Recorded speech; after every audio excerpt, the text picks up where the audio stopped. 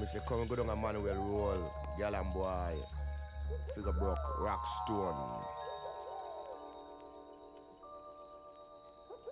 Now, listen up, ladies and gentlemen. Ras I Zulu coming into you all the way from Portman, that Jamaica, West Indies. But check this out. From Lawrence, Kansas, reading from Naked Lounge and weighing in slightly over 100 pounds. Shooting 45 from his arsehole. Uncle Bill, coming in strong. Your friend and my friend, remember that. Benway, one all-purpose blob. Ever tell you about a man who taught his asshole to talk? His whole abdomen would move up and down, you dig, farting out the words. It was unlike anything I ever heard. This ass talk had a sort of gut frequency. It hit you right down there like you gotta go. You know, when the old colon gives you the elbow and it feels sort of cold inside, and you know what you have to do is turn loose. Well, this talking hits you right down there, a bubbly, thick, stagnant sound, a sound you can smell. This man worked for Carney, you dig? And to start with, it was like a novelty ventriloquist act. Real funny too at first. He had a number he called the Better Old. That was a scream. I tell you, I forget most of it, but it was clever. Like, oh, I say, are you still down there, old thing? Nah, I had to go relieve myself. But after a while, the ass starts talking on its own. He would go in without anything prepared, and his ass would ad-lib and toss the gags back at him every time. And it developed sort of teeth like little raspy, incurving hooks. Started eating. He thought this was cute at first and built an act around it, but the asshole would eat its way through his pants and start talking in the street, shouting out he wanted equal rights. He'd get drunk too and have crying jags. Nobody loves and want to be kissed same as any other mouth.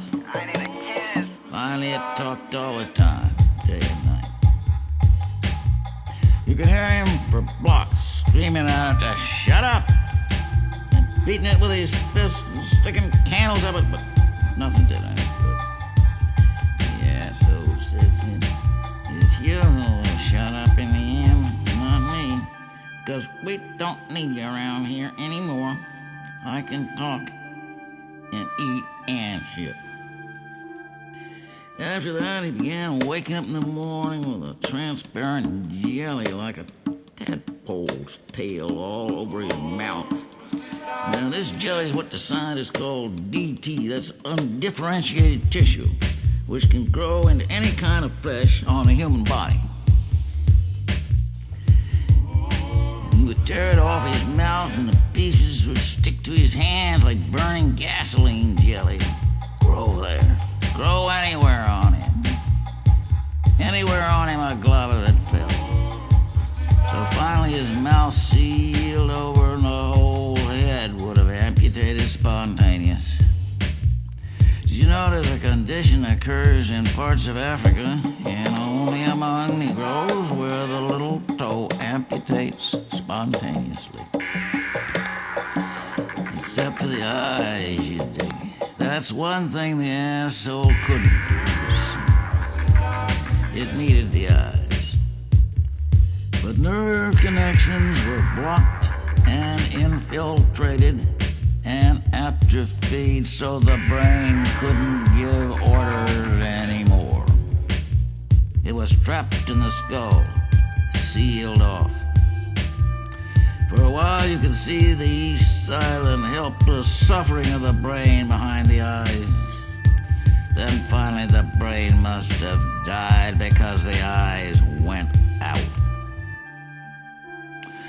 There was no more feeling in them than a crab's eye on the end of a stalk.